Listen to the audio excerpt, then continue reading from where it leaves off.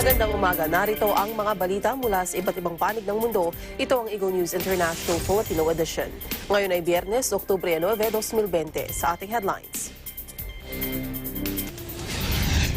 U.S. President Donald Trump balik na sa Oval Office. Wala nang nararanasang sintomas ng COVID-19. Russian President Vladimir Putin pinuna ang anyay mga anti-Russian rhetoric ni U.S. Democratic presidential candidate Joe Biden. Suspect sa pagkamatay ni George Floyd na si Derek Chauvin nakalabas sa kulungan matapos magbayad ng $1 million bail. Coronavirus cases sa Brazil lumampas na sa 5 milyon. Ako po si Maricar Velasco, ang inyong magiging tagapagbalita. Sa detalye ng mga balita, nakabalik na si U.S. President Donald Trump sa Oval Office at wala na ring nararamdamang sintomas ng COVID-19. Sa kanyang unang video message mula nang makalabas siya sa ospital, binigyang diin ni Trump na maayos na ang kanyang lagay mula sa kanyang pagre-recover sa COVID-19.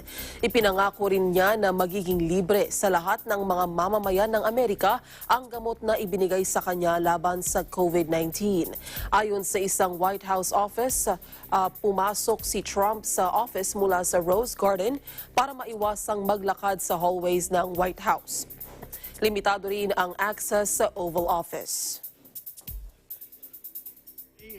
But I spent 4 days there, and I went in, I wasn't feeling so hot, and within a very short period of time, they gave me Regeneron. It's called Regeneron, and other things too, but I think this was the key. But they gave me Regeneron, and it was like unbelievable. I felt good immediately. I want everybody to be given the same treatment as your president, because I feel great. I feel like perfect. So I think this was a blessing from God that I caught it. This was a blessing in disguise. I want to get for you what I got, and I'm going to make it free. You're not going to pay for it. It wasn't your fault that this happened. It was China's fault, and China's going to pay a big price. Naging in-demand ang Regeneron antibodies matapos ang COVID-19 treatment ni U.S. President Donald Trump. Kaugnay nito, maraming pasyente ang humihiling na makasali sa clinical trials ng antibody-based COVID-19 drugs matapos na gamutin noong nakaraang linggo si Trump gamit ang experimental therapy mula sa Regeneron Pharmaceuticals. Pero ayon sa mga medical expert, kailangan ng mas marami pang data para ma-assess ang pagiging epektibo ng nasabing treatment at bago payagan ang mas malawak na paggamit nito. Hiniling ng Trump administration sa mataas na korte na alisin ang kautusan na nagpapalawig ng census counts. Sa emergency filing, hiniling ng U.S. Department of Justice lawyers sa mataas na hukuman na i-hold ang lower court ruling na nag-aatas na ipagpatuloy ang 2020 U.S. Census count hanggang October 31. Ayon kay Attorney Jeff Wall, dapat natapusin na ngayon ng U.S. Census Bureau ang field operation para makamit ang December 30 deadline na itinakda ng Estado para maihatid ang resulta ng census kay President Donald Trump. Tinawag na historic failure ni Democratic Vice Presidential hopeful Kamala Harris ang pagtugon ni U.S. President Donald Trump sa COVID-19. Ayon kay Harris, diskwalipikado na si Trump para maupong muli sa pangalawang termino. Sinabi ito ni Harris sa kanyang pagharap ni Vice President Mike Pence sa Vice Presidential debate. Well, the American people have witnessed what is the greatest failure of any presidential administration in the history of our country. And here are the facts. 210,000 dead people in our country in just the last several months. Over 7 million people who have contracted this disease. Samantala, agaw eksena ang dumapong langaw sa buhok ni Mike Pence sa isinagawang U.S. Vice Presidential debate. Habang tinatalakay ni Pence ang issue ng racial injustice at police reform, ay isang langaw ang dumapo sa buhok ni Pence at tumagal doon ng 2 minuto. Ang nasabing eksena ay umani naman ng komento mula sa mga netizen. Sa split television screen, makikita si Harris na nakatingin kay Pence habang nakadapo ang insekto sa kanyang buhok. Sinabi naman ng isang netizen sa kanyang Twitter na totoong mahalaga ang debate, subalit tila walang matatandaan ng mga viewers sa kanilang usapan kundi ang dumapong langaw kay Pence. Nagbiro naman si dating Missouri Secretary of State Jason Kander na dapat i-quarantine ang langaw kasunod ng pagpuna sa mga naitalang kaso ng coronavirus sa White House. Inihayag ni Russian President Vladimir Putin na tatandaan nito ang sharp anti-Russian rhetoric mula kay U.S. Democratic presidential candidate Joe Biden. Pero pinuri naman ni Putin ang komento ni Biden kaugnay sa arms control. Ayon kay Putin, handa ang Russia na makatrabaho ang sinumang lider ng Amerika.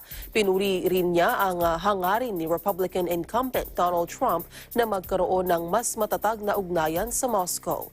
Muli ring pinabulaanan ni Putin ang paratang ng Washington na nangingialam ang Russia sa U.S. elections. Ang iba pang mga balita sa pagbabalik ng Eagle News International Filipino Edition.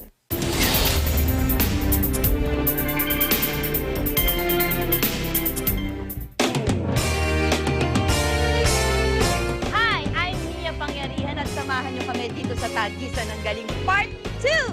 Who will win the bout and who will get out? Abangan niyo yan dito lang sa Part 2 ng Tagisan ng Galing dito sa Net 25. Innovation, digital disruption, globalization. Startups, micro, small, and medium enterprises, as well as large corporations, all face interesting challenges in the market today.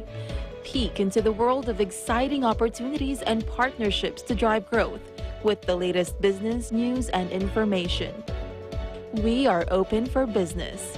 Join the conversations to create a more vibrant environment for entrepreneurship.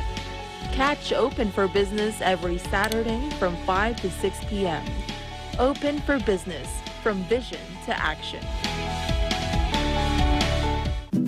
Di man kita makita muli, isang pikit, ilang umiilaw na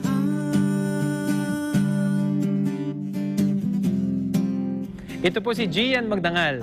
Abangan niyo po ako sa Himig ng Lahi ngayong linggo alas 8 ng gabi. Dito lang sa Net 25. ala.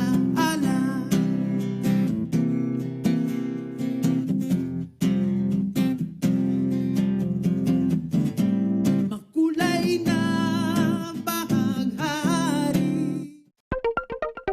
Here at Hatley Castle, one of the filming locations for the X-Men series. Don't forget to tune in to Digital Nest only on Net 25.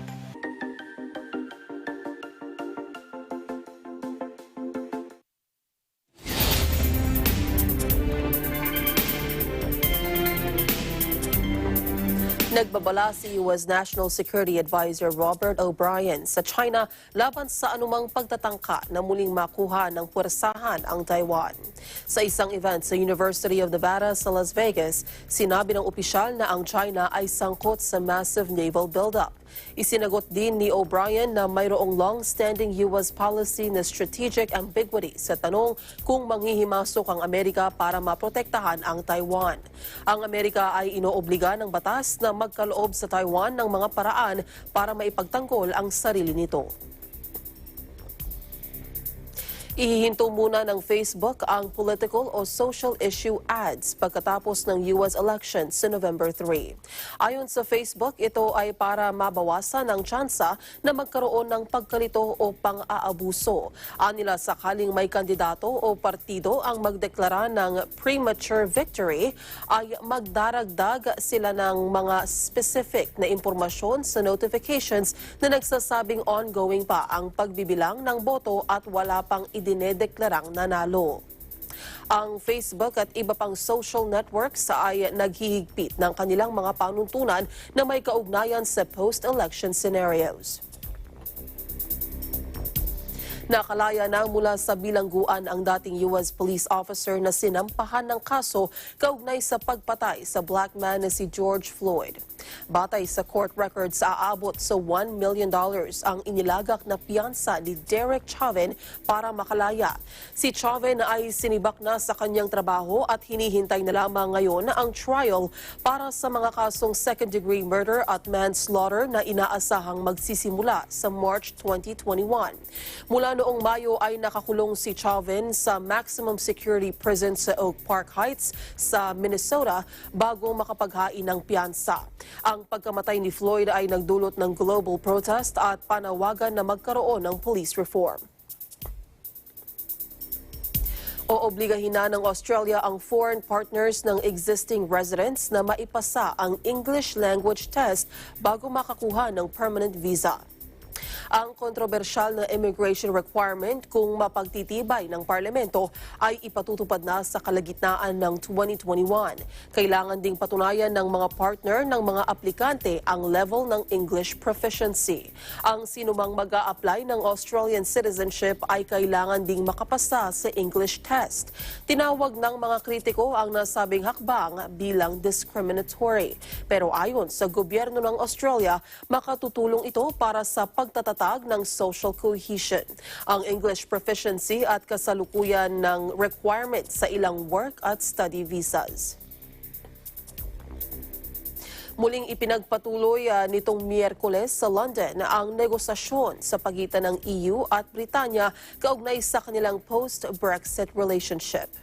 Ayon sa European sources, nagbibigay ito ng pag-asa na magkakaroon na ng kasunduan sa katapusan ng buwan. Ang pag-uusapan nila ay tatagal hanggang ngayong Biyernes kung kailan ang pagpupulong ay itinakda sa pagitan ni Chief Negotiators Michael Barnier at David Frost. Nitong Sabado, nagkasundo sina European Commission President Ursula von der Leyen at Prime Minister Boris Johnson na bilisan ang pag-uusap para magkaroon na ng kasunduan. Samantala, sa virtual hearing ng Parliamentary Committee, sinabi ni British Chief Brexit Negotiator David Frost na ginagawa niya ang lahat para magkaroon na ng agreements sa European Union pagsapit ng October 15. Very hard to get an agreement. We would obviously very much prefer to have one.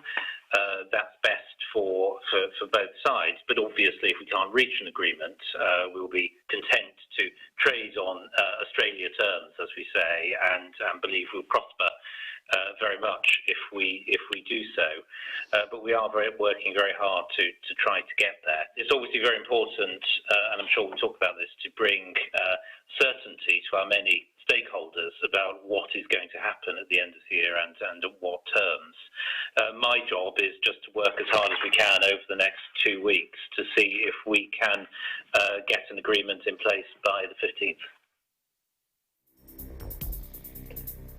4 na villages ang lumikas at isinara ang motorway matapos na sumiklab ang sunog sa isang ammunition depot sa timog silangan ng Moscow, Russia. Batay sa ulat, 6 na katao ang nasugatan sa insidente. 5 sa kanila ay isinugod sa ospital, habang nasa 1,600 katao ang lumikas. Ang depot sa Ryazan region ay napaulat na ginagamit para imbak ang missiles at iba pang artillery munitions. Ayon sa mga opisyal, nitong Miyerkules nang nangyari ang sunog sa nasabing site. Idineklara na nila ang state of emergency sa rehiyon. Sa footage na ibinahagi ng Russian media, maridinig ang malakas na mga pagsabog at makikita ang makapal na usok mula sa nasabing site. Nasa 70 bumbero naman ang ipinadala sa lugar para apulahin ang sunog.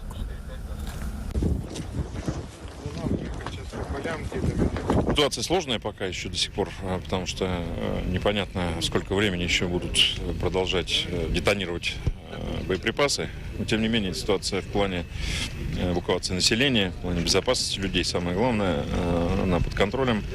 У нас эвакуировано уже были 6 населенных пунктов полностью, в которых были люди. Там зарегистрировано было 1600 человек, хотя на самом деле, конечно, людей было меньше. Случай для того, чтобы избежать каких-то даже вот малейших бед каких-то, мы эвакуируем еще несколько населенных пунктов здесь, уже в большем радиусе. Ang iba pang mga balita sa aming pagbabalik.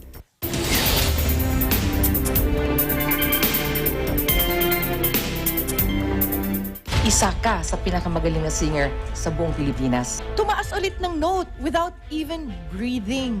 So doon ako sabi ko, wow. Kung kami po makakalaban nyo sa singing contest, eh laglag kami lagi. Nagulat ako sa iyo, grabe ka. Ang unang pepwesto sa bagong set ng monthly elimination ay walang iba kundi si... Hey, let's see! Pula-pula ng pisngi. Ano? Kasi nagbe-blush ako sa'yo. Oh, bola yun ah. Yung buhok mo, parang naaamoy ko yung buhok mo. Makagalit lahat, Barangay Aguila. Paano?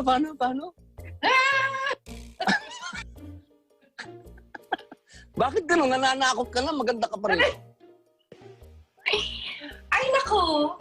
Kumanta, sumaya tayong lahat. Kay saya.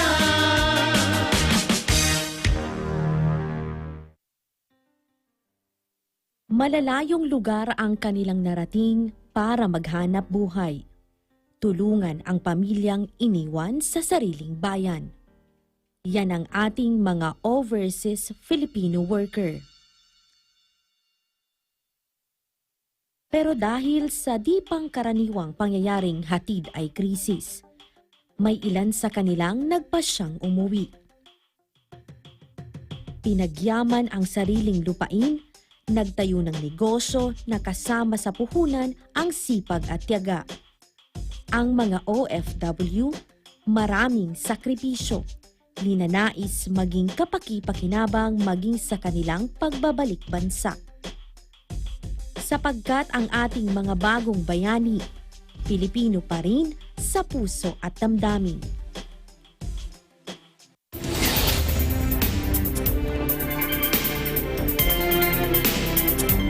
Lampas na sa 5 million ang naitatalang kaso ng COVID-19 sa Brazil. Sa ulat ng Health Ministry, 31,553 na bagong infections ang naitala sa nakalipas na 24 oras. Dahil dito, kabuang 5,694,000 na ang COVID-19 cases sa Brazil. 734 naman ang naitalang bagong nasawi, kaya aabot na sa 148,228 ang COVID-19 deaths sa Brazil. Ang Brazil ang pangalawang bansa na may pinakamataas na COVID-19 death toll sa buong mundo. Pinalawig pa ng Italian government ang state of emergency sa kanilang bansa hanggang Enero ng 2021. Inanunsyo ito ni Italian Prime Minister Giuseppe Conte matapos na maitala muli ang pagtaas ng kaso ng COVID-19. Sinabi ni Conte na para mapigilan ang pagkalat pa ng virus, nagdesisyon ang pamahalaan na gawin na ring compulsory ang pagsusuot ng face mask sa mga pampublikong lugar o sa labas ng tahanan. C'è una risalita della curva di contagio, di qui quindi la deliberazione di prorogare lo stato di emergenza al 31 gennaio dell'anno prossimo. Le mascherine, i dispositivi di protezione, d'ora in poi bisogna portarli con sé quando si esce di casa e indossarli.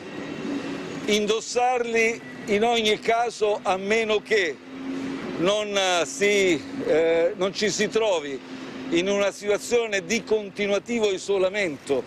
Se riceviamo amici, conoscenti, familiari che non convivono con noi, stiamo attenti. Quelle, come ci dicono gli esperti, sono occasioni oggi le reazioni familiari, amicali, in cui più si diffonde il contagio. Ripeto, in questo caso delle abitazioni private stiamo parlando di una raccomandazione, ma una forte raccomandazione. Noi fin qui di altri presidenti del Consiglio in passato. Ginawa ng mandatory sa Italy ang pagsusuot ng face mask sa mga pampublikong lugar sa buong bansa. Layo nito na mapigilan ang pagkalat ng COVID-19. Ayon kay Prime Minister Giuseppe Conte, ang face mask at protective gear ay kailangan ng isuot tuwing lalabas ng bahay. Kailangan aniya ng mas mahigpit na mga hakbang para maiwasan na muling magpatupad ng lockdown. Plano ng Japan na alisin ang ipinatutupad na travel ban sa 12 bansa sa susunod na buwan. Sa report ng Japanese Yomiuri newspaper, kabilang sa nasabing mga bansa ay ang China, Taiwan, Australia, New Zealand, Singapore, South Korea, Vietnam at Malaysia. Sa kasalukuyan, 159 na mga bansa at rehiyon ang saklaw ng ipinatutupad na travel ban ng Japan. Makatatanggap ng specialist care ang mga taong nakararanas ng long COVID-19 symptoms sa England. Ayon nito sa National Health Service. Kaugnay nito ay may sinet up na mga clinic para magamot ang mga sintomas gaya ng hirap sa paghinga. Sabi ng NHS England, sa pagtaya ng ilan, nasa 10% ng COVID-19 patients ang maaaring makararanas pa rin ng sintomas ng higit 3 linggo matapos ang infection. Nasa 60,000 anila ang nakararanas ng long COVID-19 symptoms matapos ang higit 3 buwan. Dagdag pa ng NHS, nasa $13 million ang ilalaan na pondo para sa long COVID-19 clinics sa buong England. Inilunsad ni Prince William ang pinakaprestihiyosong environmental prize. Ayon sa kanyang tanggapan sa London, ang Earthshot Prize ay kumakatawan sa 5 awards. Ang bawat award ay nagkakahalaga ng $1.3 million. May layunin nila ito na magkaroon ng mga pagbabago at matulungang maisaayos ang ating mundo. Inilarawan din ito ng Kensington Palace bilang pinakaprestihiyosong Global Environment Prize sa kasaysayan at inspired na Moonshot Project ni dating U.S. President John F. Kennedy noong 1960s. Different about the prize is, like I say, it's about this optimism. It's about this idea that we can find solutions and we can drive change. I think rather than saying it's all doom and gloom and really there's nothing more we can do about it and endless headlines of sadly extinctions and problems environmentally around the world, we want to say to people, listen, you know, over the next 10 years, if we can set these ambitious targets and these goals and inspire people to rise to the challenge. There are wonderful people doing incredible things around the world, all in small communities everywhere. If one of them might have an amazing idea, we can scale that up and we can use that to really tackle some issues. At yan ang kabuuan ng mga balita mula sa iba't ibang bansa. Ito ang Eagle News International Filipino Edition.